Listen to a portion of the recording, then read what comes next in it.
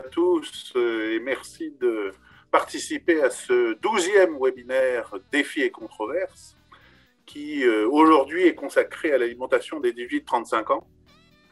Enjeux, paradoxes et leviers de sensibilisation.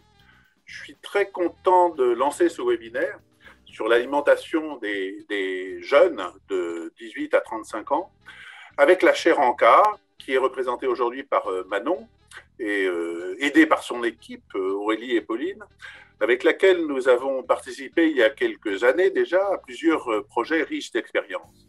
Je pense au projet Food Ninja, qui est une plateforme pour sensibiliser les ados à l'alimentation. Je pense à la BD Je mange pour le futur, dont Manon vous reparlera évidemment tout à l'heure.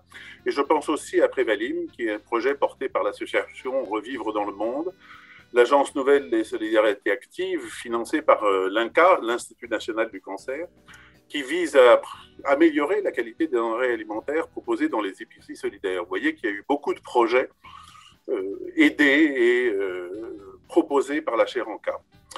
Et la grande diversité des thématiques autour de l'alimentation qui mobilise la chaire sur les aspects sociaux, économiques, environnementaux et évidemment nutritionnels. Il nous est donc apparu naturel d'organiser avec elle et avec d'autres invités que Laurent vous présentera dans une minute, un webinaire sur l'alimentation des millennials des 18-35 ans. Laurent, je te laisse le soin de présenter les partenaires de ce webinaire. Et oui, et de parler des millennials. Alors, voilà. Qui sont une classe d'âge très hétérogène, nous le verrons. On observe néanmoins dans leur rapport à l'alimentation des points communs qui les distinguent des générations plus âgées. Ils sont par exemple nombreux à exprimer une volonté de manger responsable, à être sensibles aux risques potentiels de l'alimentation sur la santé, à rechercher des interactions sociales autour de l'alimentation. Leur vie, cependant, ne ressemble pas à un éternel apéritif dînatoire, encore moins avec la crise que nous traversons. Le budget est pour un grand nombre la première limite. Ce n'est pas parce qu'on veut manger responsable qu'on en a les moyens. Les professionnels de la prise en charge des troubles alimentaires attirent par ailleurs l'attention sur un autre aspect. Depuis le début de la pandémie de Covid-19 et des restrictions qui y sont associées, les cas de boulimie, d'hyperphagie, d'anorexie ont explosé en France, en particulier chez ces jeunes adultes. Les services spécialisés dans la prise en charge de ces troubles ont vu leur activité augmenter d'un tiers depuis un an. En cause notamment l'isolement social ou le retour contraint dans un cadre familial. Face à ces enjeux, quels leviers mettre en place pour accompagner et sensibiliser les jeunes adultes? Nous aborderons ces questions avec nos invités, dont nous avons l'honneur d'avoir 3 intervenantes, et nous commencerons par un intervenant, Éric Birlouez, sociologue de l'agriculture et de l'alimentation. Avec nous, Manon Dugré, donc, qui est coordonnatrice de projets d'éducation à l'alimentation durable à la chaire ANCA, et Marie Cavagnol, responsable campus du réseau RESES, donc Réseau étudiant pour une société écologique et solidaire. Et enfin, Sylvie Auboiron, qui est fondatrice de S'alimenter. Vous êtes docteur en sciences spécialisée en nutrition et titulaire d'un master de sociologie de l'alimentation. Et donc, pour commencer, est-ce que vous pouvez nous expliquer cette complexité des tendances alimentaires de la jeunesse, Éric? Oui, merci Laurent. Bonjour à chacune et à chacun d'entre vous. Alors, tu as dit, Laurent, en commençant, qu'effectivement, ce terme de millennial, ça faisait référence à une réalité, enfin, qui est très complexe, en tout cas très hétérogène. Et ça, je pense qu'il faut le rappeler, c'est-à-dire que ce terme de millennial, c'est bien davantage un concept marketing qu'une réalité sociologique. Ce qu'on appelait autrefois, peut-être moins aujourd'hui, les millennials, c'était ceux qui avaient entre 0 et 20 ans en l'an 2000. Donc aujourd'hui, ce seraient des jeunes de 20 à 40 ans. Alors à 40 ans, évidemment, on est toujours jeune, mais en réalité, on a un petit peu raccourci les choses. On va plutôt parler des 18-35 ans. En tout cas, c'est plutôt ce à quoi on fait référence quand on parle des millennials, en mettant l'accent sur le fait que, alors je crois que c'est en 2030, ils représenteront pas loin, ou peut-être tout à fait la moitié des jeunes actifs. Et donc, cette classe d'âge, donc les jeunes qui aujourd'hui ont entre entre 18 et 35 ans, eh bien, c'est une classe d'âge qui est très hétérogène, puisque dans les millennials, on a à la fois des étudiants qui viennent tout juste d'accéder à l'autonomie alimentaire, étudiants de première année qui ont quitté la maison. On a des jeunes qui sont actifs, très actifs même parfois, et déjà, et parfois depuis longtemps, diplômés, voire très diplômés. On a également des jeunes sans emploi, des personnes pauvres. Il ne faut pas oublier qu'avant la pandémie, c'était en 2017, on avait quasiment un quart des jeunes de cette tranche d'âge qui n'habitant pas chez leurs parents qui étaient sous le seuil de pauvreté monétaire. Alors, on n'a pas des chiffres récents, mais on peut quand même raisonnablement penser que depuis la pandémie, hélas, cette proportion de jeunes sous le seuil de pauvreté a malheureusement augmenté. Donc, on a les jeunes qui vivent ou qui sont retournés chez leurs parents. Donc, c'est évidemment pas la même chose du point de vue de l'alimentation. On a des parents de jeunes enfants.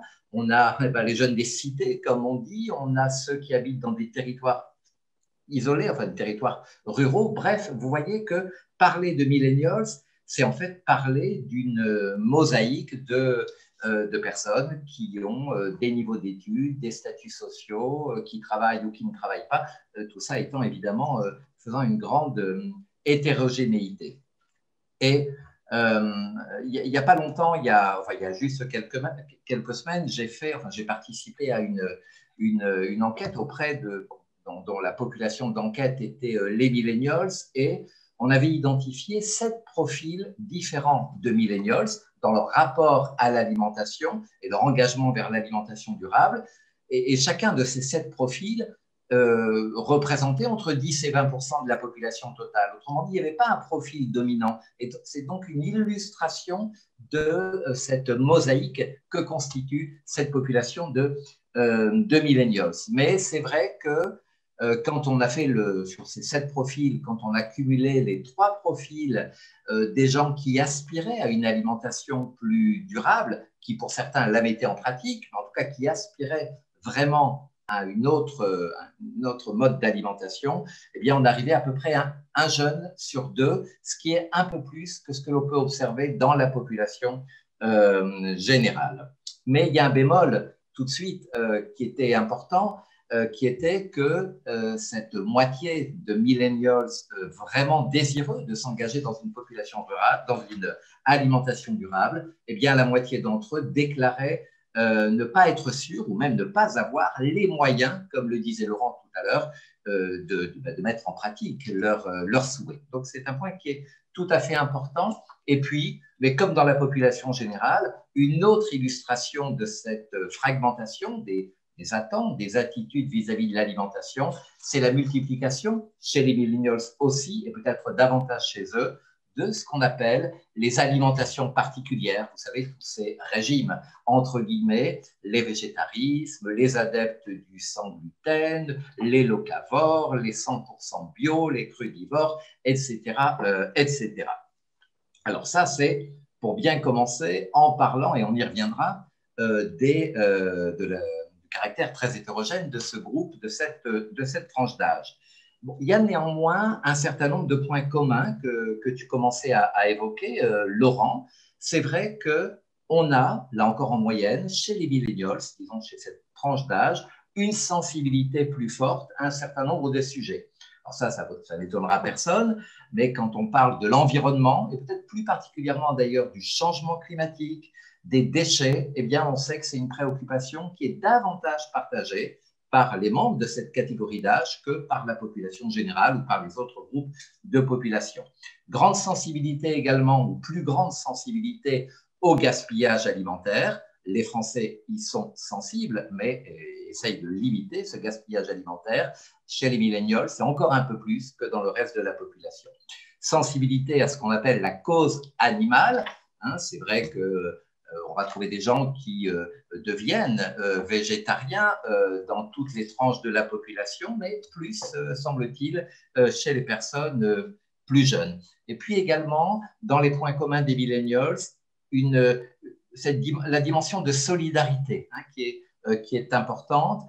On a des études qui montrent que le souci des autres est peut-être plus fort dans cette catégorie d'âge en moyenne, là encore une fois, que dans le reste de la population, et une grande exigence, pour terminer, sur l'exigence de transparence, de sincérité vis-à-vis des entreprises, vis-à-vis des marques. Voilà, il ne faut pas leur en compter, ils veulent qu'il y ait des discours qui soient sincères et qui ne soient pas du greenwashing, qui ne soient pas de la poudre aux yeux. Et c'est vrai, donc je reviens sur ce que je disais, cette plus grande aspiration, tout au moins, ce désir plus important de vouloir manger responsable, de vouloir donner du sens à son alimentation.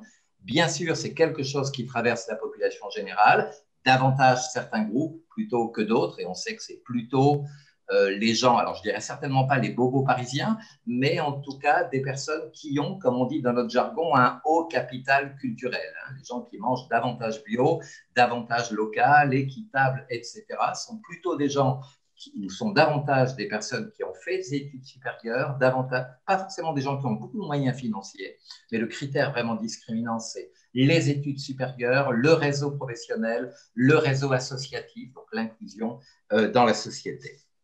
Et on a donc, bon, s'il y a cette volonté donc générale, plus importante, de manger, disons, responsable, pour simplifier, ça peut se traduire par des comportements très variés.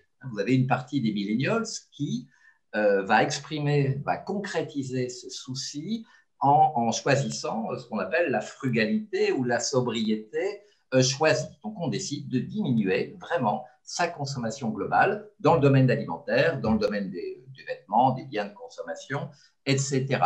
D'autres vont plutôt, et ce n'est pas exclusif évidemment, privilégier l'achat de produits recyclés. D'autres vont choisir de devenir végétariens, ce qui n'est pas le cas de la majorité, d'ailleurs, qui va continuer à manger de la viande, même si on en mange moins, même si on est plus attentif à la qualité, aux critères de qualité de la viande, son origine, le mode d'élevage, etc. Les millennials, d'autres en tout cas, peuvent décider d'acheter les produits d'une entreprise qui favorise, enfin qui aide les personnes en difficulté, bon, etc., etc. Donc, derrière cette envie de manger plus responsable, plus durable, on peut avoir toute une gamme, là encore, de comportements différents. Un autre point que tu indiquais, Laurent, qui me paraît très important, c'est que dès leur plus jeune âge, les millennials ont acquis une sensibilité particulière aux questions de santé et aux risques finalement potentiels de l'alimentation pour la santé. Beaucoup plus que leurs parents et encore beaucoup plus que leurs grands-parents au même âge, eh bien, les millennials ont cette conviction que l'alimentation est un facteur de santé, pour le meilleur ou pour le pire. Ça ne veut pas dire qu'ils adoptent forcément des comportements favorables à la santé, pas du tout, mais ils ont quand même dans la tête cette idée que l'alimentation a vraiment quelque chose à voir avec la santé. Ça peut paraître une évidence, mais là encore, au même âge, leurs parents et leurs grands-parents n'avaient beaucoup moins cette perception-là. C'est ce qu'on appelle la génération PNNS. Tout au moins les jeunes qui ont aujourd'hui 20 ans et moins de 20 ans, eh bien, toute leur vie, ils ont entendu les recommandations du PNNS. Donc, c'est vraiment la génération PNNS qui a été lancée en 2001, ça fait exactement 20 ans, et donc ils ont entendu depuis leur naissance, les jeunes de 20 ans et de moins de 20 ans, pour votre santé, manger au moins 5 fruits et légumes par jour, etc. etc. Ils ont été sensibilisés à ça. Et une autre chose qui me frappe également, c'est la première génération, ces millennials, à ne pas considérer que la viande est un produit essentiel, à ne pas considérer que le lait est un produit essentiel. Et il y a évidemment on connaît bien évidemment ces discours-là qui consistent à dire, mais on peut évidemment tout à fait, le lait n'est pas nécessaire même pour les enfants, la viande n'est pas nécessaire, etc. Donc là, ce n'est pas le fond qui m'intéresse, mais c'est de montrer que leurs parents, et encore moins leurs grands-parents, avaient dans la tête cette idée-là qu'il y a des aliments aussi chargés symboliquement que la viande et le lait dont on pourrait se passer. Deux, trois remarques pour terminer. Il y a des ruptures, évidemment, dans la vie. Dans le cas des millennials, c'est, Dieu merci, plutôt des ruptures heureuses. C'est la vie en couple, c'est la naissance du premier enfant. Et là, on sait bien que ça peut parfois être un déclic pour basculer vers une alimentation plus vertueuse. Quand le bébé arrive au sein du foyer, eh bien, on se met à manger bio, par exemple. Ça, c'est un grand classique, ou local. En tout cas, on est plus attentif à ce que l'on va donner à manger au bébé et évidemment à ce que l'on mange soi-même. Donc, il y a comme cela des ruptures à cet âge-là qui peuvent conduire à une alimentation plus attentive, plus réfléchie, plus en pleine conscience. Tout ça ne veut pas dire évidemment que ce grand moteur de l'alimentation qui est le plaisir et le goût est absent. Et c'est pour ça qu'on a des comportements qui sont d'ailleurs contradictoires avec ce que je disais tout à l'heure, c'est-à-dire le souci de la santé, etc. On va consommer des aliments réconfort, et notamment en période de pandémie. On va consommer parfois des aliments dits régressifs, des nourritures d'enfance, pas que chez les millennials, évidemment, mais également chez les millennials. Et donc, évidemment, ça montre bien fréquentation des fast-foods, etc. Donc, ça montre bien, non pas les contradictions, mais le fait qu'entre vouloir et faire, évidemment, il y a un grand écart, mais ça, à mon avis, on va en reparler. Recherche d'interaction sociale, tu l'as dit, Laurent, c'est effectivement tout à fait important quand on propose des ateliers, des soirées dégustation, des événements de lancement. Les millennials qui répondent davantage présents pour tout un tas de raisons. Et puis, bon, c'est une banalité, mais on va quand même le dire, ils font cette tranche d'âge, 18-35 ans, fait davantage un usage plus intensif des services digitaux, des applications, type Yuka, etc., des réseaux sociaux pour échanger des informations, des photos des plats qu'ils mangent au restaurant, etc., etc. Et puis enfin, peut-être des attentes qui semblent plus marquées chez les millennials que dans le reste de la société, parce qu'ils ont été habitués à ça. Donc, des exigences de praticité, c'est-à-dire de simplicité, de rapidité que peuvent proposer les produits alimentaires transformés, la pratique du snacking, même si c'est un snacking sain pour certains, c'est quand même des modes d'alimentation efficaces, rapides, etc., adaptés à nos rythmes de vie modernes, qui sont des rythmes de ville, et à une société d'accélération.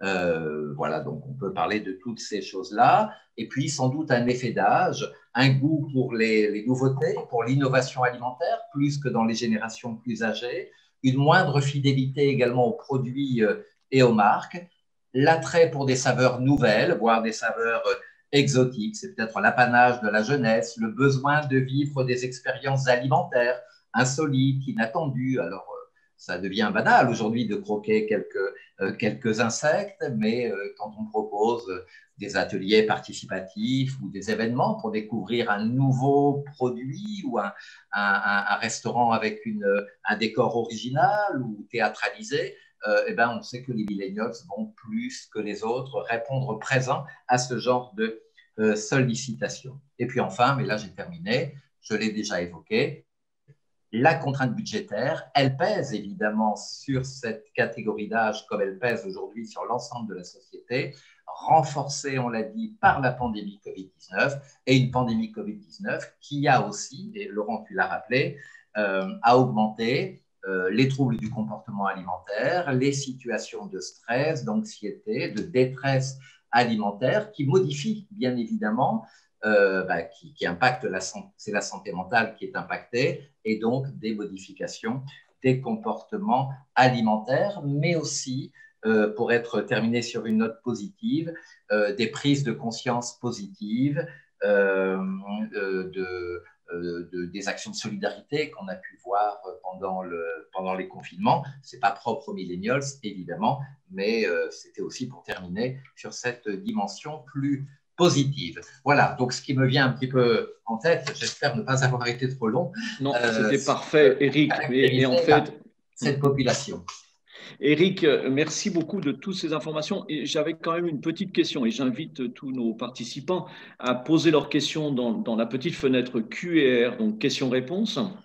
On va les traiter au fur et à mesure, mais celle-là me semblait importante. Est-ce que tu as des chiffres par rapport à tout ce que tu énonces? Est-ce qu'il y a des pourcentages? Est-ce qu'on peut mieux, on va dire, définir toutes ces Oui, profils? alors, bon, c'est un peu difficile. Il y a des chiffres qui ne sont pas rendus publics, hein. Il y a évidemment des enquêtes qui sont réalisées par les entreprises, par les marques auprès de cette catégorie de la population, hein, qui sont les consommateurs d'aujourd'hui et encore de demain. Donc, on n'a pas forcément des chiffres publics. On a quelques données, alors qu'il faut parfois essayer de regrouper, de synthétiser, avec quelquefois des éléments un petit peu contradictoires. Mais bon, je pense, par exemple, alors une chose qui touche qui me vient à l'esprit là maintenant, à propos de la consommation de viande, hein, le CREDOC, pour citer le CREDOC, qui réalise donc régulièrement des études sur les consommations et en particulier les consommations alimentaires,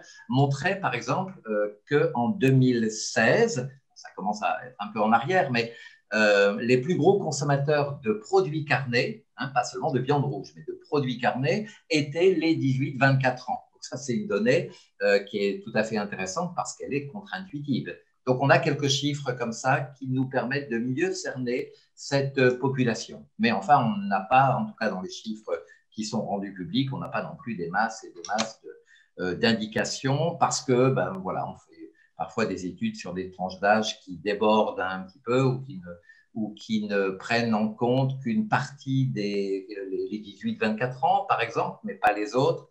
C'est parfois un peu difficile de s'y retrouver. Merci Eric. Maintenant, je vais passer la parole à Manon, Manon Dugré, donc de la chaire ANCA. Et en fait, vous allez nous présenter en fait les accompagnements et les solutions que vous proposez à ce public des millennials. Oui, bonjour à tous, merci Laurent et François pour l'invitation et puis merci à tous ceux qui nous ont rejoints plutôt que de profiter de cette réouverture voilà, qui a lieu aujourd'hui. Donc effectivement, l'idée c'était de vous faire un petit retour d'expérience sur ce qu'on peut faire à la chaire ANCA et notamment comment on s'y prend pour accompagner au mieux cette cible des 18-35 ans et leur proposer des solutions concrètes qui peuvent adopter dans leur vie de tous les jours pour plus de durabilité dans leurs assiettes. Donc, je ne reviendrai pas effectivement sur les spécificités de cette cible parce que Eric, du coup, l'a bien développé. Je voulais juste revenir quand même en introduction sur quelques enjeux de sensibilisation qui contextualisent vraiment notre travail à la chaire ANCA. C'est peut-être des choses que vous avez déjà en tête, mais à titre d'exemple, ce qui nous a beaucoup surpris, c'est que l'alimentation durable, c'est vrai que c'est un sujet qui est très médiatique.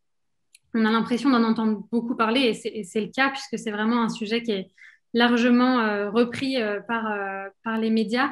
Mais d'un autre côté, il faut quand même garder en tête que c'est un sujet qui reste très émergent. Et quand on regarde les recommandations alimentaires officielles qui sont déterminées dans chaque pays, en fait, en 2016, par exemple, il n'y avait que 4 pays dans le monde qui intégraient les aspects de durabilité dans leurs recommandations.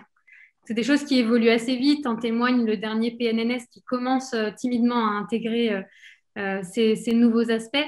Mais ça veut dire quand même qu'aujourd'hui, il y a encore très peu de guides officiels qui permettent de guider les consommateurs, mis à part effectivement ce qu'on peut voir dans les médias et qui ne sont pas forcément des sources validées scientifiquement, on va dire.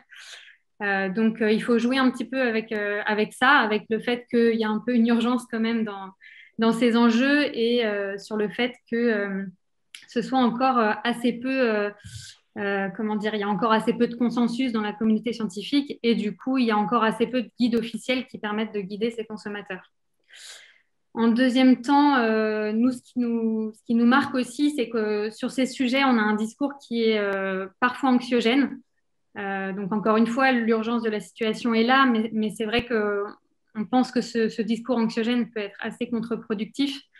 Et puis, on se retrouve avec beaucoup d'injonctions, comme on a pu le voir avec la nutrition aussi il y a quelques années. Il faut ou il ne faut pas manger tel ou tel aliment et ça laisse peu de place finalement à la multitude des solutions.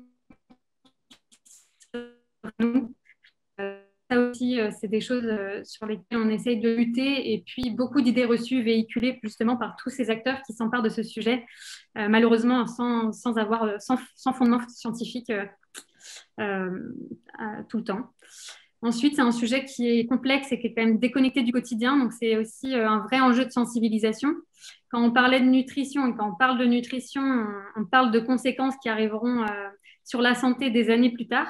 Donc, déjà, c'est un petit peu compliqué pour le consommateur de réussir à intégrer ces enjeux.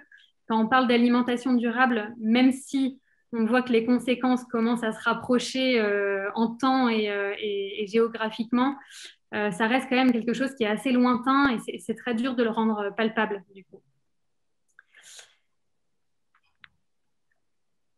Donc voilà un peu le contexte dans lequel on se situe, la chaire Anka. Et donc en 2 mots pour vous présenter qui on est. Donc Anka, c'est pour Aliments, Nutrition, Comportement Alimentaire. On est une chaire de mécénat, donc un projet de l'école AgroParisTech. Et on est vraiment rattaché à sa fondation. On est basé dans le laboratoire de physiologie de la nutrition et du comportement alimentaire de l'école. Et donc, on fonctionne sur des dons d'entreprises, des dons publics pour mettre en place des projets de sensibilisation sur ces questions d'alimentation santé et d'alimentation durable. Donc, notre ambition, c'est ce que je disais en introduction, c'est vraiment de réussir à anticiper et accompagner en fait les évolutions de comportement alimentaire vers des régimes plus durables. Et pour ça, on essaye de comprendre vraiment quels sont les besoins et les attentes des consommateurs. On cherche à les engager via des programmes de communication et de médiation qu'on développe et on essaye d'accélérer cette transition en fédérant des acteurs un peu complémentaires autour de la table pour travailler sur ces sujets. Et puis, en tant que valeur qu'on essaye de véhiculer, ça répond un peu aux enjeux que je présentais tout à l'heure. On essaye vraiment de lutter contre ces freins en essayant de véhiculer une vision qui soit apaisée, non injonctive et basée sur la science pour recrédibiliser aussi ce sujet sur des canaux sur lesquels on a beaucoup d'idées reçues. Donc, en termes de programmes ou d'actions qu'on a pu développer, donc c'est vrai qu'on s'adresse à la fois aux consommateurs, mais aussi aux professionnels et parfois aux futurs professionnels aussi de l'alimentation. Donc, on a fait des programmes divers et variés que je n'aurai pas le temps de détailler aujourd'hui, mais à titre d'exemple, on a effectivement développé ce programme Food Ninja dont parlait François en introduction, qui était un projet destiné aux 11-14 ans, qui a pris la forme en fait d'une plateforme avec des ressources numériques qui sont tout à fait utilisables par toute personne qui souhaiterait justement parler d'alimentation à ces jeunes collégiens. Et donc, on aborde vraiment tous les différents aspects de l'alimentation, depuis le parcours de nos aliments jusqu'à nos assiettes, à ce que deviennent les aliments dans notre corps, etc. Il y a eu 2 grands programmes qu'on a menés auprès de populations plus défavorisées, pour lequel on a travaillé sur des formats assez différents. Le premier programme a pris la forme d'une application mobile qui était vraiment tournée sur la cuisine.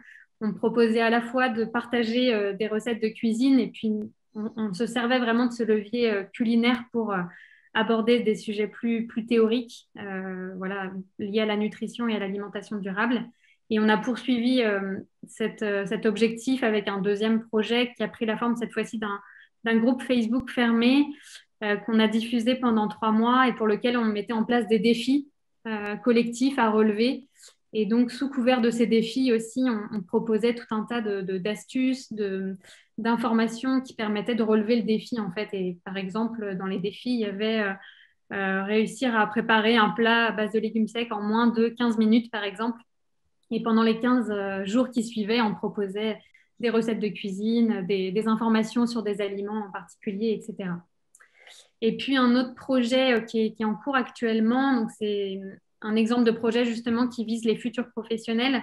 Notamment là, on s'adresse aux apprentis CFA. C'est un projet qui est porté par le Fonds français Alimentation Santé, financé par AG2R La Mondiale et pour lequel la chaire est missionnée pour développer le programme pédagogique et assurer la coordination technique du projet. Et donc, c'est un projet qui nous plaît beaucoup et donc je vous en parle aussi à vous parce que je pense que ça peut vous intéresser en tant que professionnel du métier. L'objectif, c'est vraiment de sensibiliser les apprentis CFA métiers de bouche à ces questions d'alimentation santé et d'alimentation durable. Et donc, il y a eu toute une phase d'audit auprès de cette cible qui a été on on a co-conçu le programme avec eux et là, on est en train de le déployer et le programme prend la forme d'une série de 5 vidéos que je serais ravie de vous partager une fois qu'elles seront rendues publiques, qui aborde plusieurs sujets. Donc, notamment, il y a 2 premières vidéos dont Eric a participé sur justement lutter contre les idées reçues sur les questions de nutrition et d'alimentation durable, et 3 vidéos qui sont plutôt des vidéos type reportage, où on a interviewé des acteurs inspirants qui nous parlent de comment mieux choisir ses matières premières quand on est justement un professionnel des métiers de bouche, comment végétaliser son offre et comment lutter contre le gaspillage. Donc, si ces projets vous intéressent, n'hésitez vraiment pas à me recontacter pour qu'on en discute parce que c'est vraiment une présentation très rapide. Du coup, moi, le projet que je voulais vous présenter aujourd'hui, c'est notre gros projet à destination de cette cible des 18-35 ans qui s'appelle « Je mange pour le futur » et qui fait suite à un autre projet qu'on a développé en 2018 qui s'appelait « Manger vers le futur ». Comme ça, on rend bien les choses compliquées quand il s'agit de mémoriser les noms.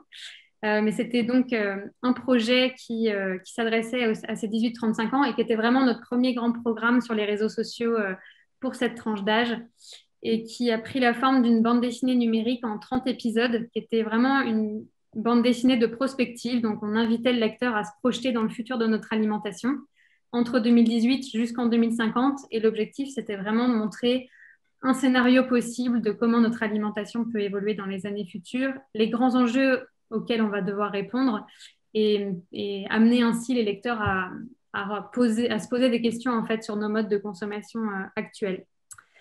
Donc, c'était un beau projet à l'échelle de la Cheranka puisque voilà, ça nous a permis de démarrer une petite communauté sur ce compte Instagram avec environ 4000 abonnés. Et puis, il y avait eu un petit peu de retour dans la presse. Donc, voilà, c'était un beau projet qui nous a vraiment donné envie de poursuivre, à employer justement ce levier des réseaux sociaux pour s'adresser à ces 18-35 ans parce que ça nous semblait plutôt efficace. Et donc, on a travaillé sur ce nouveau grand projet qui s'appelle « Je mange pour le futur ». Également, pour les 18-35 ans, est diffusé sur Instagram également et qui a pris en fait la forme d'une enquête entre fiction et réalité.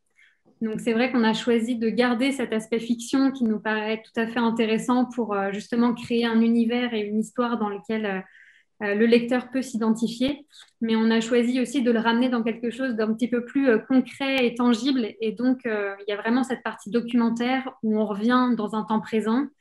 Et il y a vraiment ce mix entre le personnage fictif, Sacha, que vous voyez à l'écran, qui partage ses doutes, son histoire, et puis des contenus beaucoup plus liés à du documentaire, où on va interviewer des personnes réelles, etc.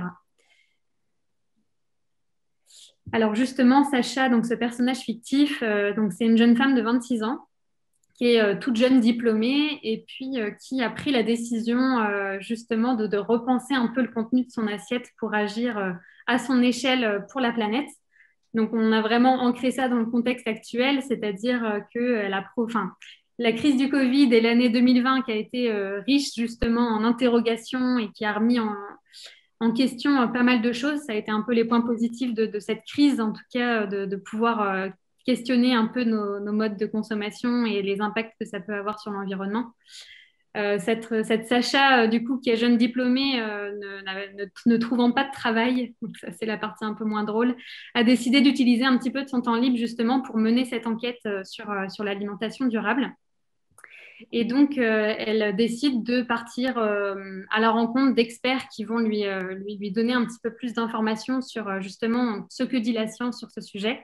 Elle va rencontrer aussi des acteurs de terrain, donc elle va faire des reportages pour interroger des boulangers, des bouchers, pour voir comment adopter, comment mieux choisir ses aliments, par exemple. Et on la voit aussi tester beaucoup de choses dans son quotidien, des recettes de cuisine, des astuces qu'elle partage à sa communauté dans le but de les convaincre aussi d'adopter une alimentation plus vertueuse. Donc, c'est un programme qu'on a diffusé depuis le 1er mars et qui se termine là le 23 mai. Donc, on est vraiment dans la dernière ligne droite de la diffusion. Il y avait 12 semaines thématiques, donc on est vraiment reparti d'interrogations que peuvent avoir cette population. savoir si la viande c'est fini, comment éviter de toujours manger la même chose, ou alors comment manger durable sans se ruiner, qui répondent à des vraies interrogations que peuvent avoir les consommateurs en général, mais encore plus cette cible-là qui rencontre de nombreux freins à l'adoption d'une alimentation durable. Et donc, en tout, ça a été plus de 70 contenus qui ont été produits avec des formats très, très variés que je pourrais vous présenter un petit peu plus après. Et donc, ce compte aujourd'hui 12 000 abonnés. Donc, c'est une communauté qui a bien grandi depuis le début du lancement. Voilà, et avec qui on interagit quasi quotidiennement sur ce sujet de l'alimentation durable. Donc, il y avait beaucoup de partenaires derrière ce projet, notamment le projet a été lauréat du programme national alimentation. Donc, de fait, le ministère de l'Agriculture, de la Santé et l'ADEME étaient partenaires. Le REFET, désolé Marie, du coup, je n'ai pas fait l'actualisation du logo, était également partenaire. Et puis, voilà, on avait d'autres partenaires techniques qui nous accompagnaient à la fois sur l'évaluation, par exemple. Je passe rapidement parce que j'ai prévu une présentation un peu trop longue. Alors, comment nous, on s'y prend en fait pour sensibiliser efficacement? Et je voulais peut-être revenir un peu sur la méthodologie qu'on met en place à la chaire. On s'articule vraiment autour de 3 grands axes. Donc, le premier axe, c'est vraiment comprendre justement quels sont les besoins réels des citoyens. Et ça, on le fait via un audit, une revue de littérature évidemment, mais aussi une mesure d'impact de nos projets. Et on s'accompagne systématiquement de comités d'experts pour voilà, valider le contenu scientifique de nos projets. Le deuxième axe, c'est celui qu'on appelle Agir, qui est vraiment la co-conception des actions qu'on fait là aussi en partenariat avec la cible à laquelle on s'adresse, mais aussi les partenaires de terrain. Et enfin, l'axe Communiquer, pour lequel on cherche vraiment à essaimer les résultats et les outils développés dans les projets. Donc, 3 leviers de sensibilisation qu'on utilise vraiment à la chaire. Donc, le premier, c'est cette phase d'audit qui est vraiment, selon nous, très importante quand il s'agit de faire de la sensibilisation. Il y a cette citation du CNA qui revient là-dessus en disant que ça paraît essentiel, effectivement, que soit pris en compte dans les actions de sensibilisation les différents publics. Eric le disait tout à l'heure, même au sein d'une même tranche d'âge, on a des réalités très différentes. Donc, c'est vraiment très important de connaître les difficultés éventuelles qu'ils pourraient rencontrer, leur situation géographique ou encore leur situation de santé. Et donc, nous, il y a vraiment un peu ces 3 phases de bien cibler les personnes à qui on s'adresse, comprendre quels sont leurs besoins vis-à-vis du sujet, quel est leur rapport à l'alimentation et quelles sont leurs attentes éventuelles vis-à-vis du programme, donc que ce soit en termes de format et de contenu. Le deuxième levier, c'est de pouvoir proposer des solutions concrètes. Donc ça, c'est des choses qu'on exploite de plus en plus, là, je dirais, ces dernières années et qu'on a vraiment testé via le projet qu'on avait développé auprès des populations modestes qui visait vraiment à proposer des astuces, des recettes de cuisine. C'est vraiment important pour nous parce que justement, quand on fait cet audit, ça nous permet de comprendre tous les freins que rencontre la population pour adopter une alimentation durable. Et justement, ces freins économiques, ces freins en termes de matériel à disposition, de l'accessibilité à des produits de qualité, etc., c'est une vraie réalité.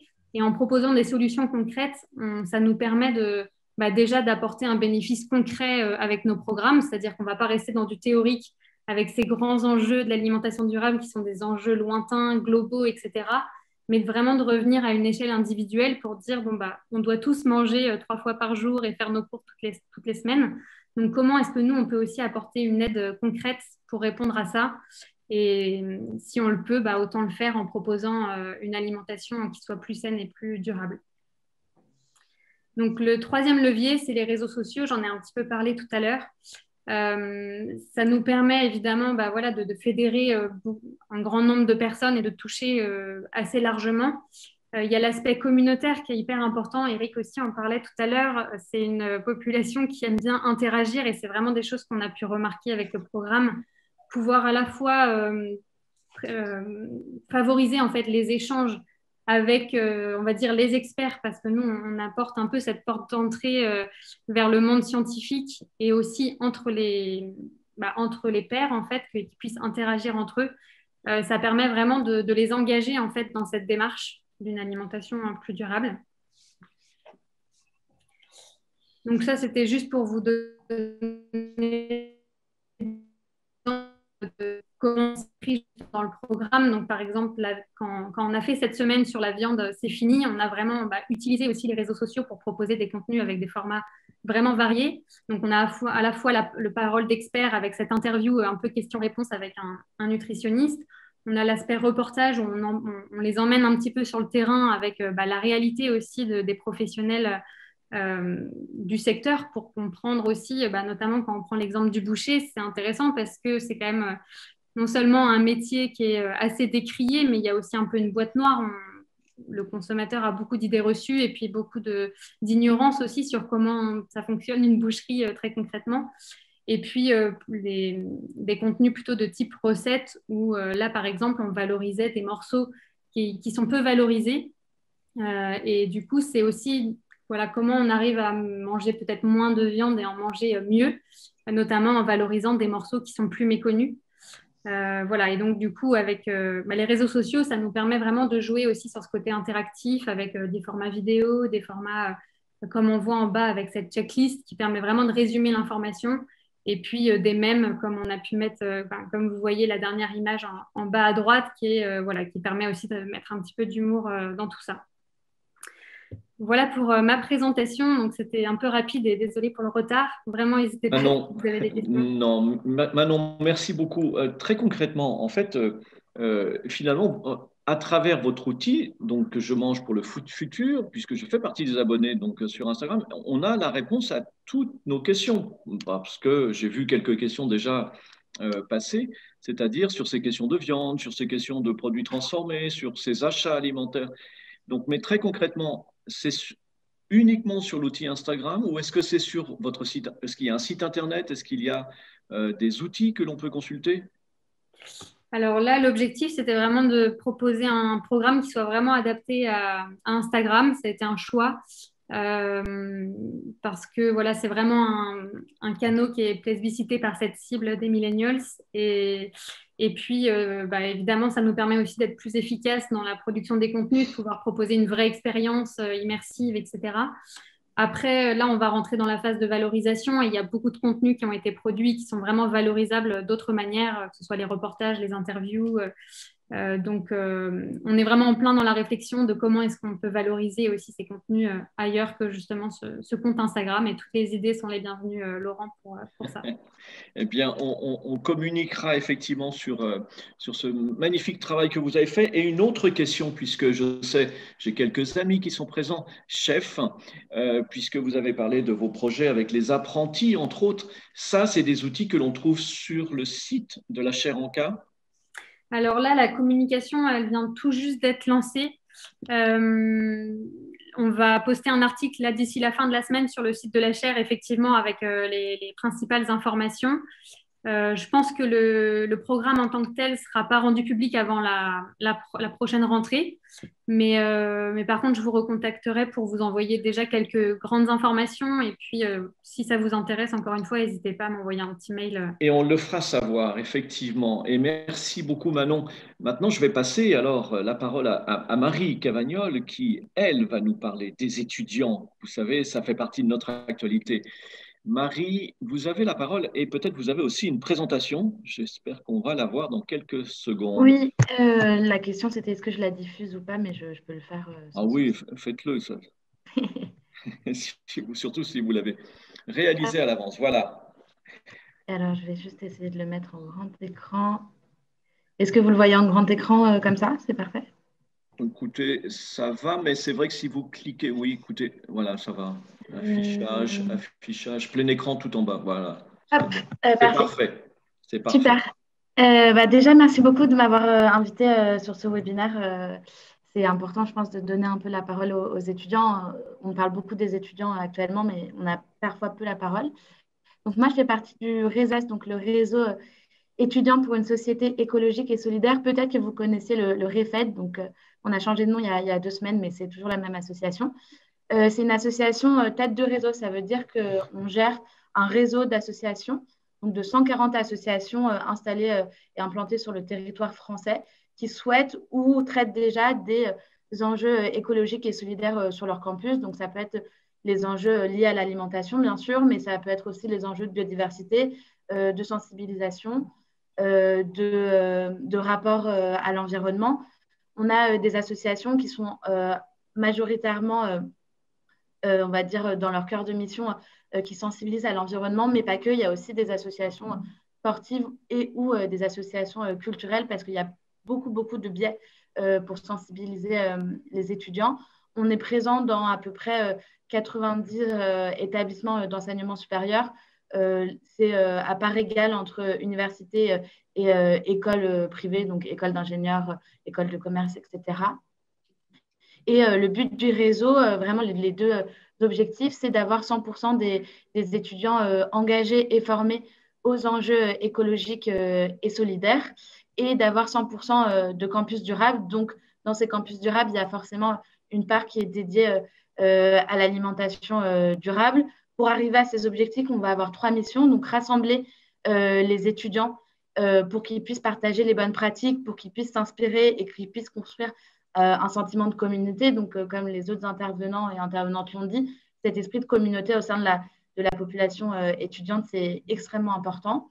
On va aussi les former, parce qu'on estime qu'aujourd'hui, les étudiants ne sont pas assez formés aux enjeux écologiques au sein de leur formation. Donc, on va leur proposer des outils pédagogiques qui peuvent être des guides, des fiches pratiques ou des formations. On a notamment une formation sur l'alimentation durable qui va un peu résumer ce que c'est que l'alimentation durable, et aussi expliquer comment fonctionne un Crous, parce que ce n'est pas forcément extrêmement limpide comment fonctionne un Crous pour des étudiants. Et on va aussi avoir des actions de plaidoyer. On va avoir des actions de plaidoyer sur l'alimentation, par exemple, fait partie du CNA, mais aussi on va avoir des actions de plaidoyer un peu plus larges.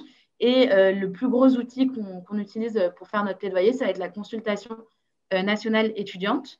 Donc, la consultation nationale étudiante, c'est une consultation qui a pour but de donner la voix aux étudiants et de les faire réagir à des questions sociétales, sociales et environnementales qui peuvent avoir un lien avec leur quotidien, un lien avec leur campus ou un lien avec leur aspiration professionnelle ou universitaire. Le but, c'est de la réaliser tous les 3 ans. Donc, la dernière consultation nationale étudiante qu'on a réalisée au RESES, elle a eu lieu en 2019. Pourquoi ? Parce que 3 ans, on estime que les établissements d'enseignement supérieur ont le temps d'absorber les résultats et les propositions qu'on peut émettre et de les mettre en place pour un peu faire un suivi. La dernière consultation nationale étudiante qu'on a faite, elle a réuni 50 000 réponses complètes d'étudiants. Il y a 75 000 étudiants qui avaient répondu, mais on a dû enlever les réponses qui n'étaient pas complètes. On a ensuite donc diffusé ce questionnaire. Le but du questionnaire, c'était vraiment d'être le moins biaisé possible et le plus neutre possible pour qu'une majorité d'étudiants puissent y répondre sans se sentir soit en infériorité de connaissances par rapport aux questions qu'on pouvait poser. Donc, on a essayé vraiment d'utiliser des termes les plus neutres et les plus faciles à comprendre par tous les étudiants.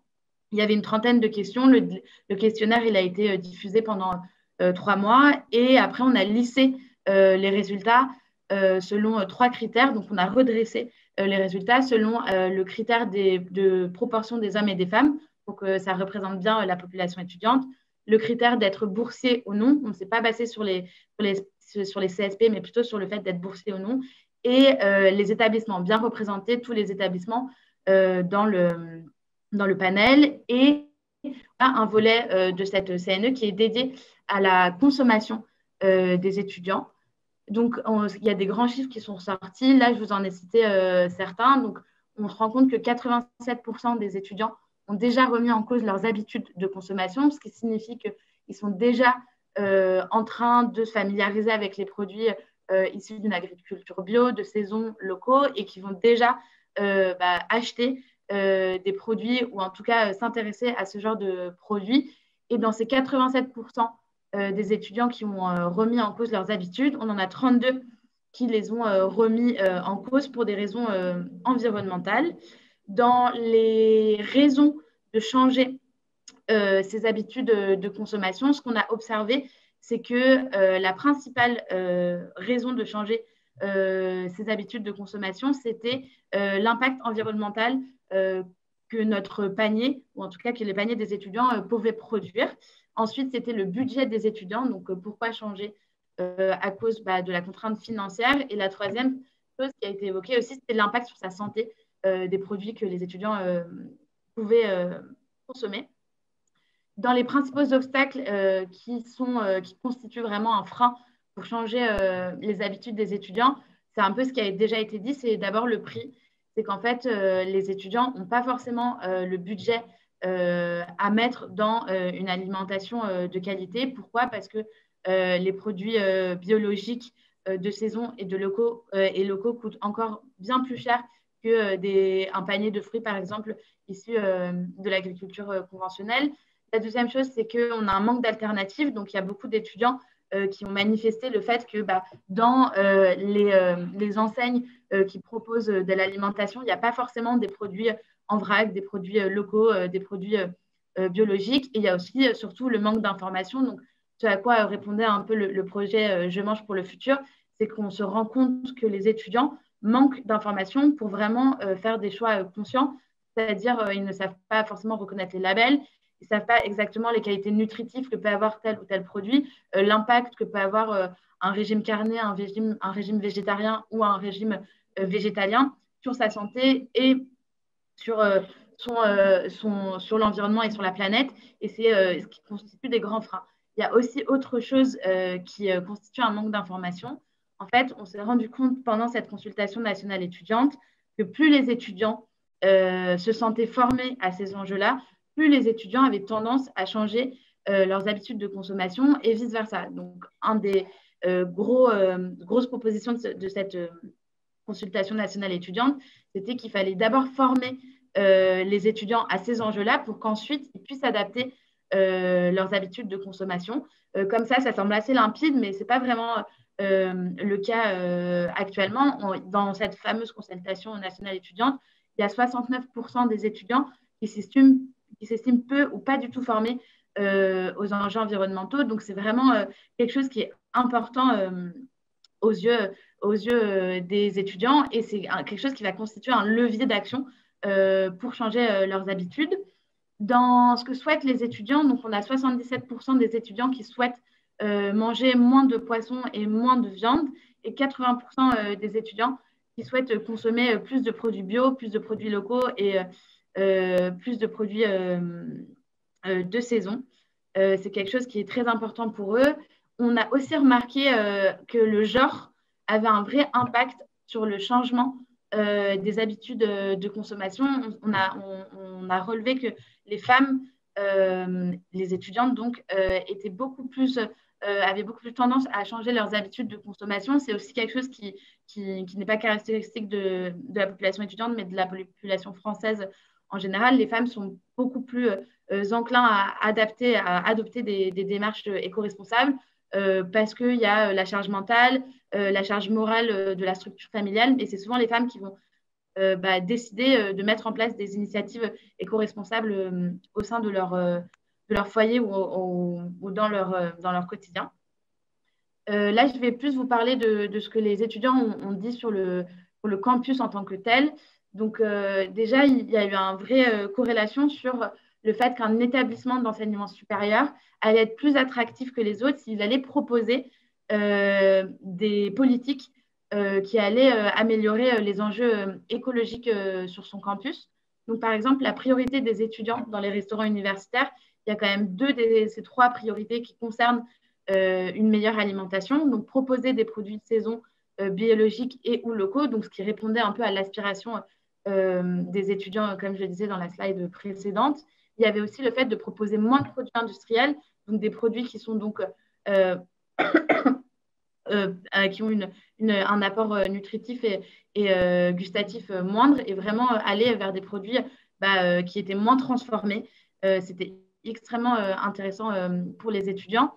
Ce qui est également ressorti de ces chiffres, c'était que les étudiants souhaitaient que leur établissement ou leur campus propose une politique d'achat responsable.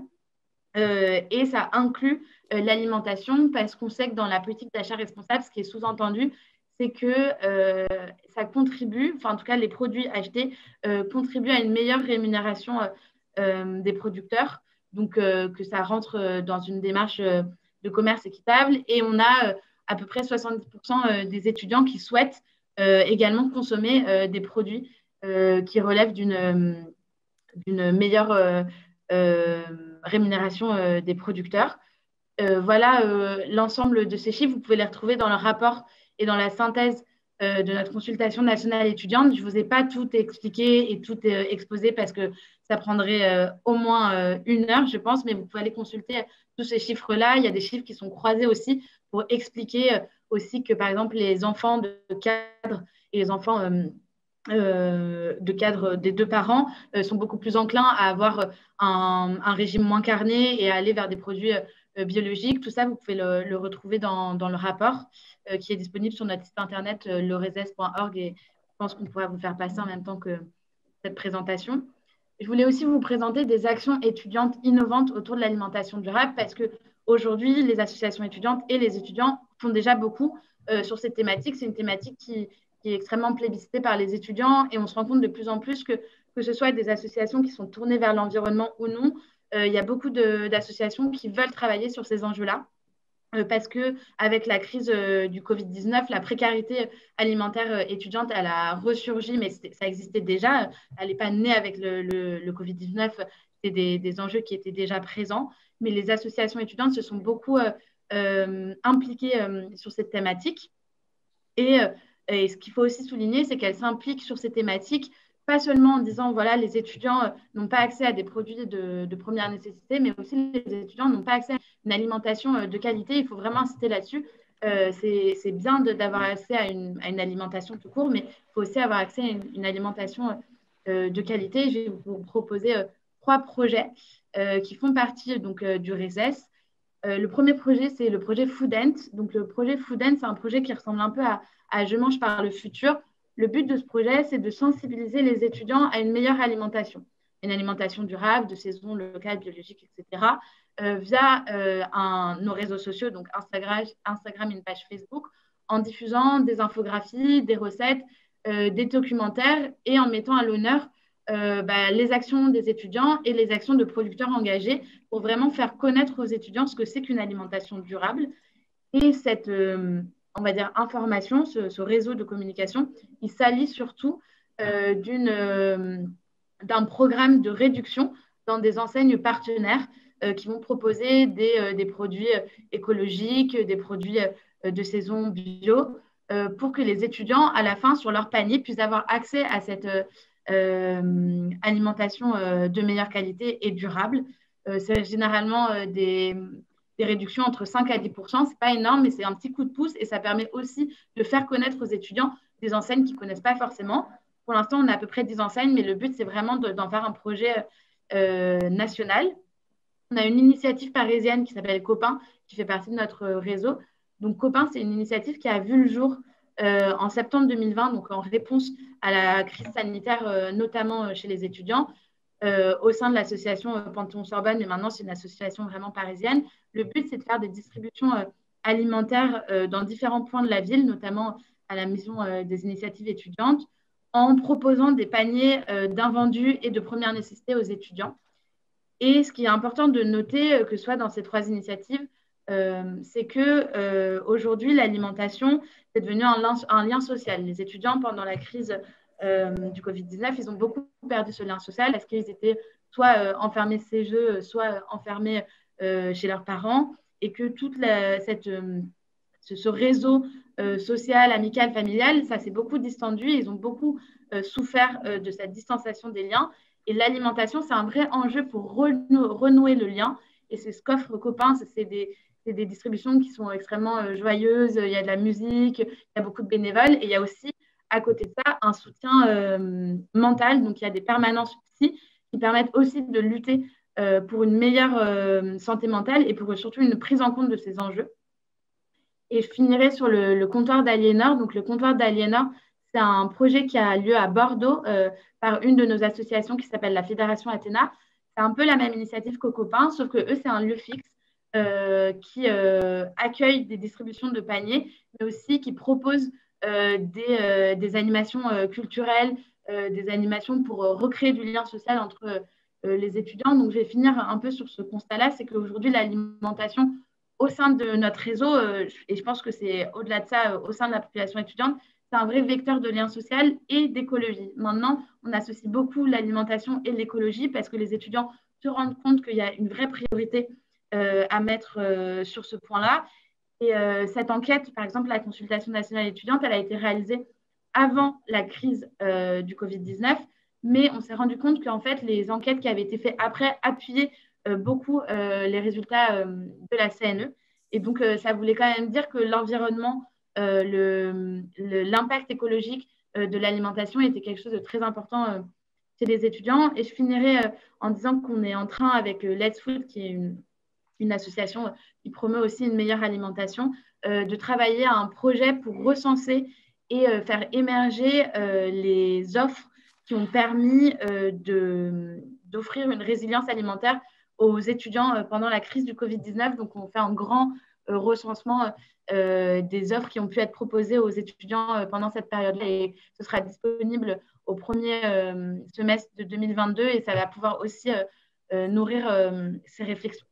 Voilà, merci. Merci Marie, mais juste une petite question. Pour être sûr, vous aviez bien parlé de 50 000 réponses d'étudiants. 50 000 réponses, c'est bien ça? Oui, ça a été un chiffre un peu historique, on était hyper contents. En fait, on a travaillé avec certains de nos partenaires, notamment le CNUS, pour faire diffuser ce questionnaire-là à un maximum d'étudiants. Et on a aussi passé par notre réseau. Après, le but de la CNE, c'est de représenter un maximum d'étudiants. Donc, passer par notre réseau, c'était une bonne chose, mais on a quand même beaucoup d'étudiants sensibilisés. Donc, le but, c'était vraiment d'atteindre un maximum d'étudiants et le CNUS nous a beaucoup aidé sur la diffusion. Ah ben heureusement. Oh, oui, sinon, bon, et donc, ce que l'on comprend bien, c'est que l'alimentation, pour vous, est bien un moyen. Oui, exactement. C'est un vrai moyen de lien social, et donc ça, on reviendra peut-être sur ce sujet. Mais l'alimentation, ce n'est pas que des produits bruts, et nous allons le voir avec Sylvie Auboiron, puisque l'alimentation, c'est de la cuisine. Alors, quel est l'intérêt de la cuisine dans tout ça? Alors, moi, je vais vous parler un peu de cuisine, mais surtout de plaisir, parce que ce n'est pas quelque chose dont on a beaucoup parlé encore, même si Eric a dit au début que ça restait un vecteur important, enfin un levier important dans les choix qui sont faits par les Français de cette tranche d'âge et d'autres tranches d'âge. Mais tout d'abord, je voudrais revenir sur deux principes qui sont très ancrés en santé publique. C'est le premier, on se focalise beaucoup sur la qualité nutritionnelle des repas, sans réellement se préoccuper de la taille des portions, alors que c'est un point fondamental. Le second est que l'on oppose systématiquement la recherche du plaisir alimentaire à court terme et la santé sur le long terme. Or, il se trouve que le plaisir alimentaire peut aider à restreindre des portions. Mais il y a plaisir alimentaire et plaisir alimentaire. De quel plaisir alimentaire parle-t-on? Donc, c'est ce que je vais tenter de vous expliquer en m'appuyant sur les travaux de Pierre Chandon et Yann Cornil. Donc, ils définissent deux types de plaisir alimentaire. Un premier type qu'ils appellent le plaisir viscéral, qui est lié au rassasiement. Donc, quand on a vraiment faim, on a tendance à manger ce qu'on trouve. Et ce plaisir dit viscéral, il est aussi lié à des envies qui sont déclenchées par l'environnement alimentaire. Donc, la bonne odeur de viennoiserie quand on passe devant une boulangerie, par exemple. Et ce plaisir viscéral peut conduire à des excès et dans des cas extrêmes à des crises de boulimie. Et il est peu contrôlable par le mangeur. Mais il y a l'autre versant du plaisir alimentaire qui est très peu exploré. C'est le plaisir qu'ils ont qualifié d'épicurien. C'est un plaisir qui est lié à l'appréciation esthétique des dimensions sensorielles et symboliques de l'alimentation et qui est, lui, lié à la volonté consciente. Donc, on a un pouvoir sur ce plaisir-là. Et nous, on a une grande chance en France que cette vision esthétique et symbolique de l'alimentation est culturellement très forte et comme le montre la vitalité de notre gastronomie. C'est vraiment ce qui est mis en œuvre dans la gastronomie, donc dans la cuisine qui est faite par les chefs. Et en capitalisant sur cette culture, on a un véritable allié pour manger de manière plus variée avec des portions raisonnables. Donc, dans cette relation entre le plaisir épicurien et la taille des portions, il y a 2 critères qui interviennent. Le rassasiement sensoriel spécifique, donc c'est un concept un peu compliqué pour expliquer quelque chose de très simple, c'est que le plaisir alimentaire, il est maximal à la première bouchée. La dernière bouchée peut s'avérer insipide, voire écœurante, si la portion est trop grande. Et au contraire de ce que nous imaginons, c'est que le plaisir général est égal à la moyenne des plaisirs ressentis à chaque bouchée et pas du tout à leur addition. Autrement dit, le plaisir va diminuer assez vite après les premières bouchées. Il va être moyen, voire très moyen au fur et à mesure qu'on progresse dans notre portion, surtout si elle est trop grande. Et par conséquent, le plaisir ressenti globalement va être à la mesure de cette moyenne. Donc, bien si c'est resté dans un nombre de bouchées pas trop grand, moyen, voire très moyen, voire pas bien si ça a été vraiment trop important. Donc, la taille des portions n'augmente pas le plaisir. L'autre critère qui est important, c'est la stimulation sensorielle. Pour vous expliquer de quoi il s'agit, je vais résumer 2 études. Donc, une première qui a été menée chez des enfants en primaire, donc 7 à 11 ans. Ils étaient divisés en 2 groupes.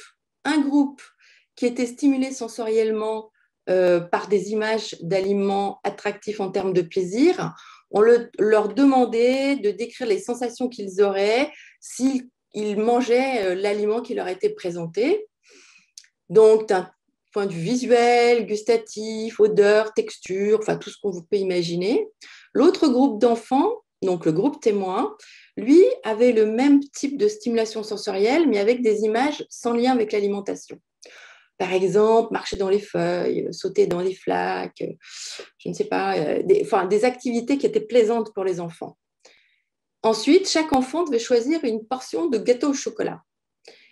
Et parmi plusieurs tailles possibles de portions, et le groupe d'enfants qui a subi la stimulation sensorielle alimentaire a choisi en moyenne une portion plus petite que le groupe témoin. Une autre étude chez l'adulte, dans le cadre de la restauration collective d'entreprise. Donc, 3 groupes de clients réels. Alors, par client réel, je veux dire que c'est des gens qui ont réellement consommé et payé ce qu'ils ont choisi. Donc, ces 3 groupes de clients avaient accès à des menus qui décrivaient strictement les mêmes plats, mais de manière différente. Le premier groupe, qui était le groupe témoin, avec une manière extrêmement classique dans ce type de restauration, donc avec une description très succincte. Le deuxième groupe, qu'on va appeler groupe nutrition, avait en plus les valeurs nutritionnelles et caloriques des plats. Et le troisième groupe, qu'on va appeler le groupe type gastronomique, dont le menu comportait une description détaillée des plats en soulignant les propriétés sensorielles et esthétiques de chaque plat et invitait à la dégustation, un peu comme dans un restaurant gastronomique. Ces 3 types de menus présentaient strictement les mêmes plats. Les résultats montrent que le repas le moins calorique a été pris dans le groupe avec le menu nutrition, donc 31% de calories en moins sur le menu par rapport au groupe témoin, mais avec la plus faible note de satisfaction. Alors que le groupe type gastronomique a réduit, lui, les kilocalories aussi, de 17% par rapport au groupe témoin, mais avec la note de satisfaction la plus élevée. Alors, cette note de satisfaction, elle est très importante parce que si vous faites attention à ce que vous mangez, mais que vous n'en récupérez pas de plaisir, ça va être compliqué de continuer dans cette voie-là. Par contre, si vous faites attention là de manière même involontaire et que vous en récupérez du plaisir, vous allez pouvoir continuer ce type de réduction des portions. Et finalement, on voit que le simple fait d'avoir une stimulation sensorielle, même simplement avec des mots, conduit à consommer un peu moins. Mais un peu moins souvent, ça peut être très efficace.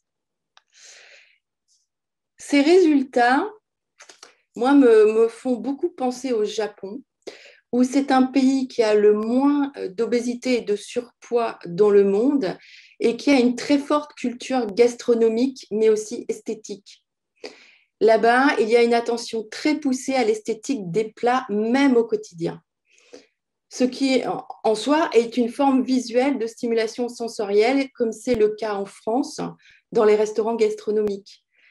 Et en plus, ils servent des petites portions de différents plats, ce qui fait que quand vous aimez un plat, vous avez un plaisir moyen qui va être plus élevé parce que vous n'arrivez pas à la saturation sensorielle et encore moins à l'écœurement. Ainsi, chez eux, culturellement et donc inconsciemment, ils jouent au quotidien sur ces deux leviers en même temps. Et moi, ce que je voudrais, donc qui sont à la fois le rassasiement sensoriel et puis la stimulation sensorielle. Et finalement, cuisiner, eh bien, c'est faire de la stimulation sensorielle. Parce qu'on va voir les aliments, on va les choisir, on va décider de la recette. En plus, on va être dans le partage, donc on va anticiper du plaisir pour soi. Et ce qu'il faudrait qu'on apprenne, c'est à partager cette anticipation du plaisir. Et cette relation entre le plaisir, le rôle du plaisir épicurien et la taille des portions, on commence à avoir un certain nombre de données scientifiques, à avoir une vraie assise scientifique qui plaide d'une part pour encourager les jeunes adultes à cuisiner. Et moi, je ne sais, enfin, ça c'est une question que j'aurais aimé poser à Eric. Est-ce que cette population de jeunes adultes cuisine plus? Parce que moi, c'est ce que je vois dans mon entourage où j'ai mon fils et neveux et nièces qui sont complètement dans cette classe d'âge et qui se réapproprient beaucoup la cuisine. Et je pense que c'est une manière d'être plus durable, une manière d'être plus variée et d'avoir une meilleure alimentation. Et c'est vraiment intéressant qu'on n'oublie pas cette dimension de plaisir parce que c'est ce qui fera que les comportements seront durables. Alors, quand même, pour te répondre en partie, Sylvie, je pense qu'il y a une étude du Crédoc qui démontrait que les Français cuisinent de moins en moins. Ben oui. Je ne sais pas, Eric, si tu veux ajouter quelque chose par rapport aux jeunes. C'est pas le même âge. Pardon? C'est peut-être pas le même âge. Oui, c'est pas la même tranche, donc c'est pour ça, c'est ce que je dis par rapport à la jeunesse. Je ne sais pas si Marie peut nous apporter peut-être une réponse. Est-ce que les étudiants cuisinent plus? Manon aussi, c'est une bonne question. En fait, il y a deux choses à savoir. C'est qu'on constate que quand les étudiants partent de chez leurs parents, ils doivent donc remettre tout en question leurs habitudes de consommation. Donc, généralement, c'est un peu ce moment de basculement. Mais ça ne veut pas dire qu'ils cuisinent plus parce qu'ils sont généralement dans des espaces plus petits où il n'y a pas forcément un grand espace pour cuisiner. Et il faut aussi savoir que maintenant, dans les résidences Crous, il n'y a plus de cuisine partagée, c'est généralement des cuisines dans leur chambre. Donc, ce n'est pas forcément idéal pour cuisiner. C'est aussi pour ça que j'insiste sur le fait que les associations étudiantes et les étudiants font des cuisines ensemble maintenant parce qu'ils se rendent compte qu'il y a un vrai enjeu là-dessus. Mais ce n'est pas automatique, entre guillemets. Eric? Oui, moi, je n'ai pas de chiffres là-dessus, mais effectivement, moi, je m'étais rendu compte en travaillant dans le cadre des épiceries solidaires étudiantes que quand même beaucoup d'étudiants manquaient à la fois de possibilités de cuisiner, mais également de savoir-faire culinaire avec des variations. Certains aiment beaucoup, ont appris de la part de leur maman ou de leur grand-maman, mais voilà. Effectivement, la tendance est quand même à une diminution globale, mais là je ne pourrais pas répondre pour les millennials en particulier, à une diminution globale du temps passé à cuisiner. Ça, c'est quand même une tendance lourde. On reste avec un temps important consacré à l'alimentation en France. On est même d'ailleurs des recordman du monde pour le temps passé à prendre des repas. Évidemment, là, je parle d'une moyenne. Par contre, le temps passé à la cuisine, d'après les statistiques que l'on a de l'INSEE notamment, ne cesse de diminuer. Peut-être qu'il diminue moins, effectivement, dans les jeunes générations. Là, je ne parle pas des étudiants, ça me paraît très particulier, mais dans les jeunes sortis d'études, disons les jeunes actifs qui sont en couple, qui ont un premier enfant, etc. Peut-être qu'ils cuisinent davantage que leurs propres parents, mais là, vraiment, malheureusement, je n'ai pas de données là-dessus. Mais voilà, merci beaucoup Sylvie j'en profite là, pour ta présentation parce que je voulais juste, finir, je ne sais pas complètement, mais presque. Je voulais juste dire un mot de conclusion, c'est que du coup, aider les jeunes adultes à cuisiner et en fait, je pense qu'il faudrait creuser un peu plus loin ça parce que moi, ce que je constate, ce que je vous dis dans mon entourage, c'est qu'elles sont beaucoup équipées, donc elles sont dans la vie active, hein, mes nièces. Donc, elles ne sont pas étudiantes. Je suis d'accord que le côté étudiant est vraiment très particulier. Elles ont des espèces de machines qui cuisent toutes seules, qui font tout. Et finalement, en y passant peu de temps, elles font beaucoup de choses. Mais aussi, l'autre point qui est vraiment important, c'est l'éducation alimentaire à l'école. Et avec une éducation au goût, mais à la pratique culinaire. Parce que comme vous l'avez dit, aussi bien plus ou moins les uns et les autres, il y a une perte de savoir-faire, il y a peu de savoir-faire et c'est compliqué puisque on veut consommer bio, mais à un moment, ils sont quand même assez bruts, les produits bio, il faut quand même arriver à les cuisiner. Et la pédagogie actuelle à l'école, elle est quand même très souvent tournée sur le nutritionnel. Or, je ne suis pas sûre que ce soit ce qui va nous aider le plus dans une alimentation durable. Et comme dernier petit mot, je voudrais revenir sur le choix de l'adjectif épicurien qui avait été choisi pour ce plaisir esthétique et hédonique décrit par Pierre Chandon et Yann Cornil, et bien sûr fait en référence au philosophe Épicure, qui soulignait que le sage ne choisit pas la nourriture la plus abondante, mais la plus goûteuse. Donc, ce n'est pas complètement nouveau. Voilà, maintenant j'ai terminé vraiment. Bravo Sylvie. Merci pour cette chute, puisque Valérie nous demandait effectivement les auteurs que tu avais mentionnés. Donc, il y avait Pierre Chandon et Yann Cornil. Mais c'est des travaux en commun. Donc, si vous cherchez Pierre Chandon, vous allez trouver.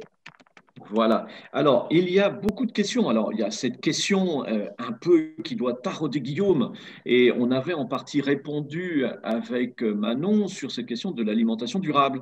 Et oui, c'est peut-être difficile de répondre à une définition très claire de ce qu'est l'alimentation durable. Et comme le disait Manon, je pense que c'est un sujet émergent et qui émerge que dans simplement 4 pays. C'est ça, Manon ? Oui, alors j'avais donné une réponse, mais je ne sais pas si effectivement on ne voit pas la réponse. Je ne sais pas si ça a marché. Pas tout le monde. Si c'était envoyé en privé, tout le monde ne voit pas la réponse. Voilà. Donc nous, on se base, il y a quand même des définitions sur lesquelles on peut se baser, des définitions de référence. Nous, on se base surtout sur la définition de la FAO qui indique que l'alimentation durable comporte 4 dimensions. Et on pourrait en rajouter une 5e qui est celle du plaisir alimentaire. Effectivement, les 4 dimensions, c'est de dire qu'une alimentation durable, c'est ce qui permet d'apporter une alimentation qui soit sûre et saine pour l'ensemble de la population. Donc, c'est vraiment la dimension nutritionnelle, qu'elle puisse préserver les écosystèmes et les ressources, donc l'aspect environnemental. Et 2 dimensions qu'on oublie généralement, c'est la dimension culturelle, donc qu'elle soit vraiment adaptée aux différentes cultures alimentaires et économiquement accessible à tous. Donc, c'est aussi un aspect qui mérite qu'on en parle davantage, d'autant plus quand on parle des 18-35 ans.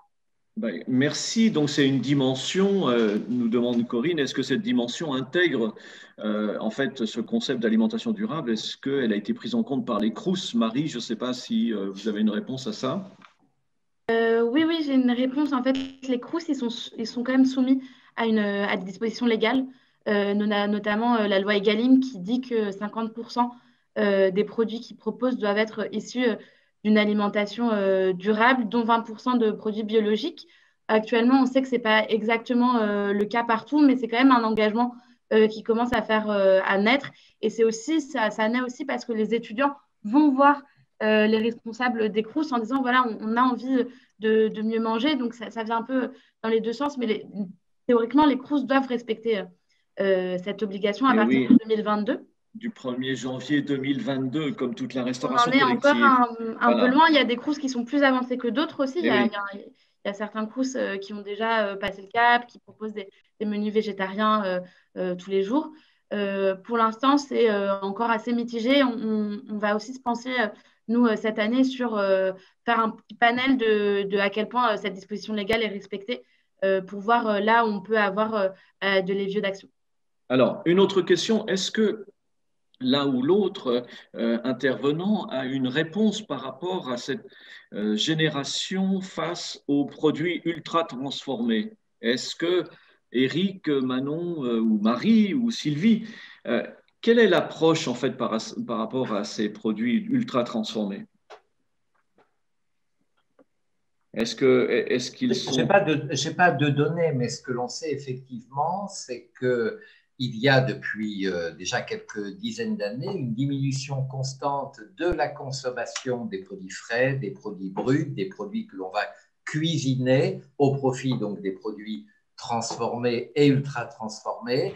Et c'est assez générationnel, cette chose-là. On sait par exemple que les gros consommateurs de fruits et de légumes frais sont certainement pas les jeunes, mais sont leurs grands-parents. Et là, c'est vraiment un effet de génération beaucoup plus qu'un effet d'âge. Ce n'est pas en grandissant, en devenant plus âgés, qu'ils vont se mettre à manger massivement, comme leurs grands-parents aujourd'hui, des fruits et des légumes frais, mais ils vont continuer à se tourner vers les produits transformés parce qu'ils sont nés dans cet environnement-là et que ces produits transformés et ultra transformés répondent à un certain nombre de besoins, de praticité, d'immédiateté, etc.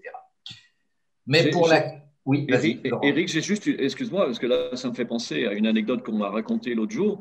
Dans une épicerie solidaire, des personnes demandaient du Nutella au bas prix. Et en fait, le Nutella, c'est peut-être pas une question tant de prix, c'est peut-être cette référence marketing incessante qui dit aux personnes en fait de s'identifier à partir de ces produits ultra transformés. Oui. Je ne sais pas si c'est quelque chose que toi tu as étudié. Moi j'ai beaucoup étudié ça, mais effectivement pour les personnes en situation de précarité, il est évident que ce type de produit c'est un moyen de se dire eh bien je fais quand même malgré tout partie de la société et j'en fais partie au travers d'une consommation alimentaire qui est celle que j'imagine être celle des élites entre guillemets, des gens qui ont les moyens. Et donc c'est important d'ailleurs de bien prendre ça en compte et de ne pas avoir je dirais un mépris de classe, comme on dit quelquefois, ou voilà, regardez ces pauvres qui boivent du coca et qui mangent du Nutella. Il faut vraiment comprendre qu'est-ce qu'il y a derrière cette envie de manger comme les autres, comme on pense que les autres mangent. Mais c'est vrai, je veux juste dire un petit mot, parce que moi j'ai beaucoup aimé aussi quand on a parlé effectivement de la cuisine. Moi je trouve que c'est vraiment un levier formidable parce qu'il est concret, parce qu'il crée de l'interaction sociale, y compris au sein de la famille. On l'a vu pendant le confinement. Les gens qui se sont mis ou remis à faire un peu de cuisine ont adoré, c'est pas tout le monde, mais ceux qui l'ont fait ont bien dit qu'ils avaient adoré ce moment où enfin on prend du temps et on le fait en famille, en couple, avec les enfants. Donc c'est très important. Et puis la cuisine, je dis peut-être des banalités, mais ça permet de se réapproprier concrètement justement l'aliment. On l'a dit, Sylvie, tu l'as dit, on le choisit, on le manipule, et ça me paraît très important d'avoir ce contact sensoriel avec l'aliment. Et puis en faisant la cuisine, eh bien, finalement, on reprend la maîtrise de son alimentation. On reprend le contrôle, alors qu'on avait le sentiment, en tout cas certaines personnes avaient le sentiment d'avoir délégué le soin de les nourrir à l'industrie alimentaire. Et puis la cuisine, ça permet de faire des économies. Et puis la cuisine, évidemment, c'est du plaisir, de la gratification personnelle. Donc moi, je suis 300% favorable aux cours de cuisine dans les écoles, à l'université, etc. Ça me paraît être un moyen très concret d'avancer dans le sens de cette alimentation durable et santé. tu rejoins le propos de Marie, qui disait, mais en fait, on constate que les étudiants ne sont pas assez formés. Donc, on va demander à l'Éducation nationale de donner des cours de cuisine. Ah ouais. Ben oui. Marie, c'est aussi important que les cours. Oui. Enfin, nous, quand on fait nos formations, je voulais juste dire un petit mot par rapport à cette question de la cuisine et des produits transformés. Non, pas de souci. Par rapport à cette question du fait maison et des produits transformés, c'est une question qui nous a beaucoup questionné justement dans la mise en place de notre programme, parce qu'on est intimement convaincu que la cuisine, voilà, ça apporte énormément pour se réapproprier son alimentation. Puis c'est vraiment un cercle vertueux, comme tu dis, Eric, quand on commence à s'intéresser aux aliments et pourquoi, qu'est-ce qui fait qu'ils ont du goût, parce qu'ils ont été cultivés dans le respect de la nature, etc. Donc c'est vraiment très vertueux. Mais ce qui nous a dérangé aussi, c'est qu'on peut vite tomber dans l'injonction de la cuisine et que ça pose pas mal de questions. Comme tu disais, Marie, les femmes sont plus concernées. Ça nécessite d'avoir du temps, aussi peut-être de l'argent. Et du coup, on a vraiment décidé de prendre ce sujet à bras-le-corps. On a fait une semaine dans le programme qui pose la question du fait maison versus transformé. Comment je navigue entre les deux. Et on a vraiment essayé de montrer, déjà, quand on parle de transformer, que tout n'est pas à mettre dans la même case. Ouais. Donc, on a vraiment essayé d'apporter quelques éléments pour pouvoir donner un regard critique là-dessus, parce que le transformer fait partie du paysage alimentaire. Et donc, notre but, c'est vraiment pas de diaboliser ça. Je pense que personne n'a envie de diaboliser ça autour de la table.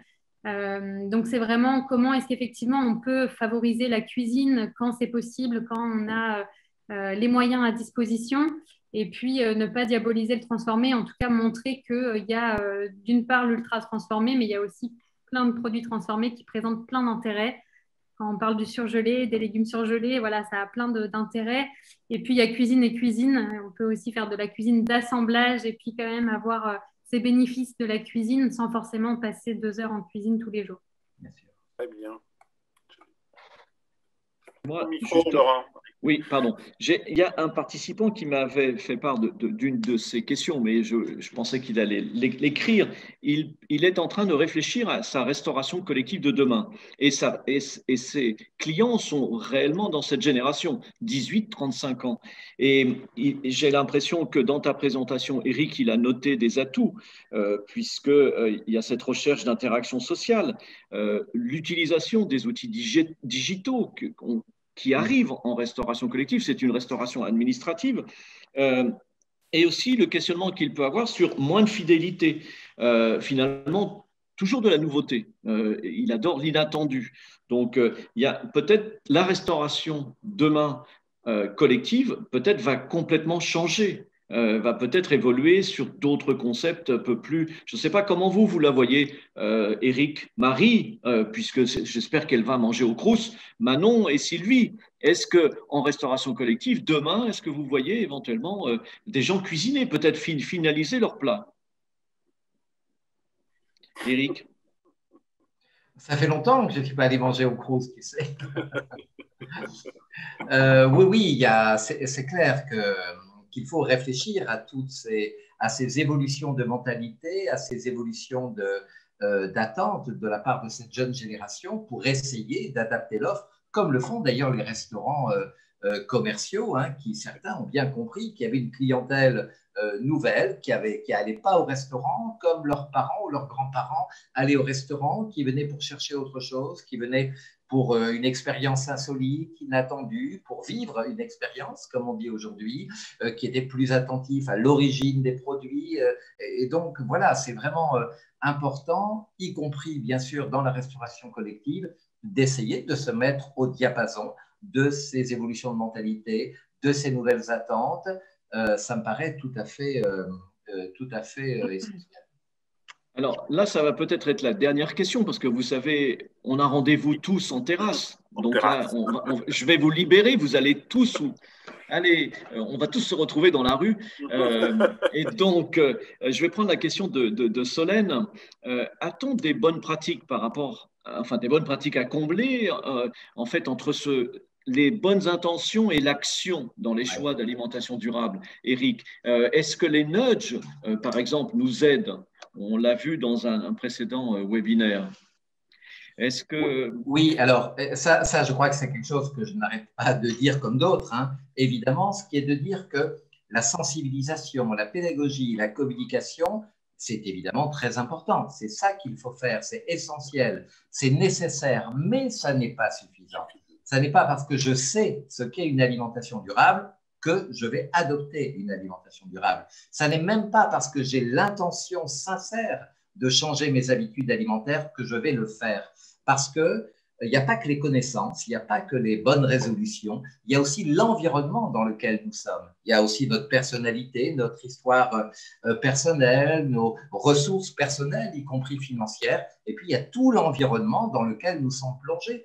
Vous l'avez dit à plusieurs reprises, l'offre alimentaire, l'environnement informationnel, etc., etc.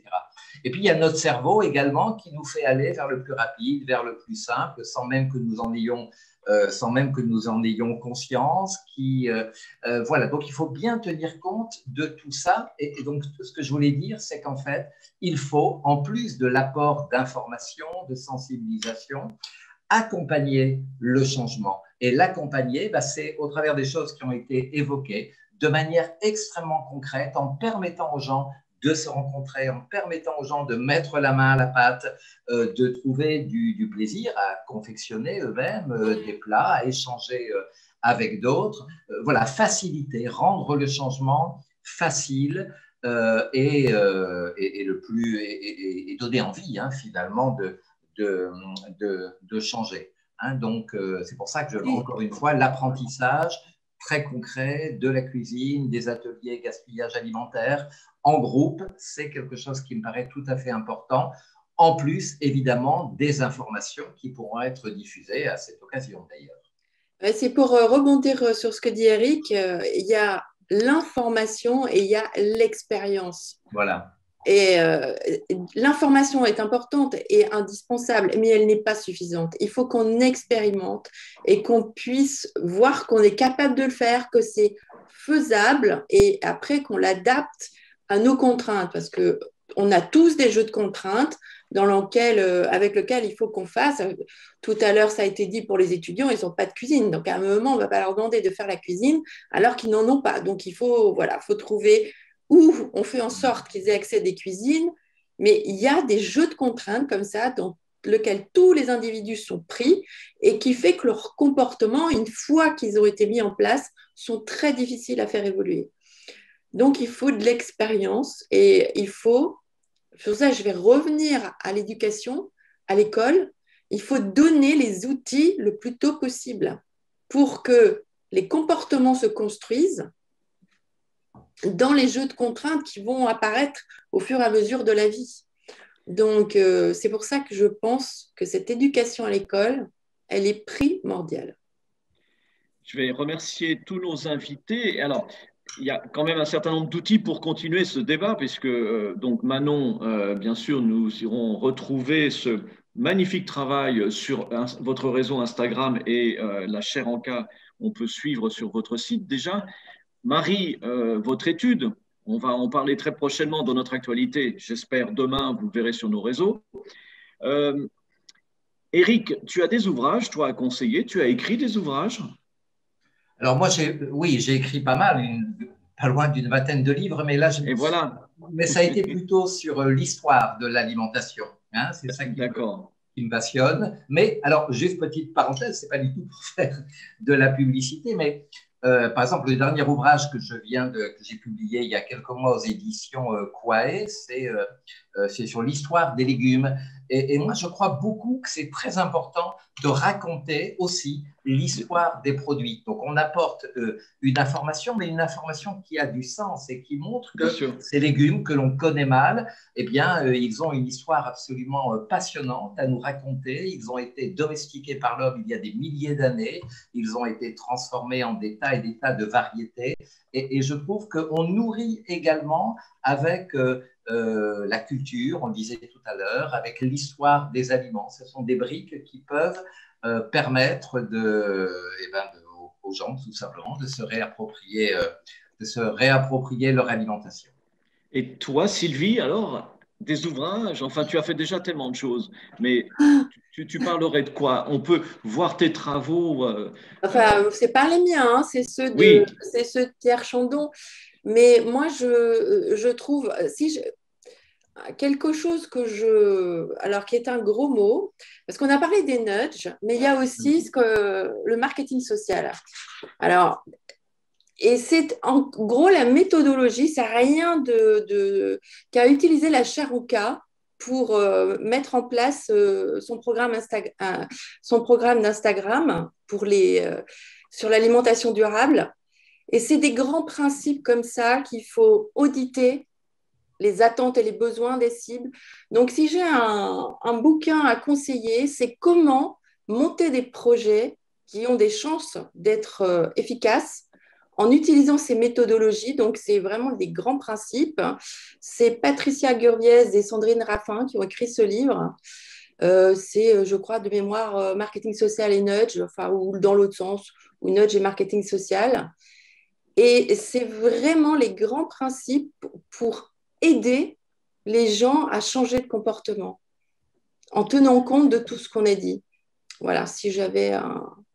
eh bien, merci beaucoup Sylvie pour cette référence que l'on ne manquera pas de noter. Oui. Et je vais donner en fait le mot de la fin à Manon, puisqu'elle mange pour le futur. On va boire pour le futur. C'est quoi la question, Laurent?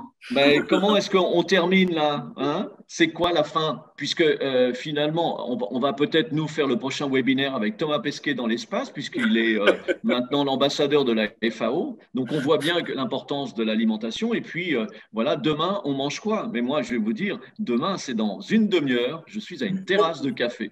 Voilà.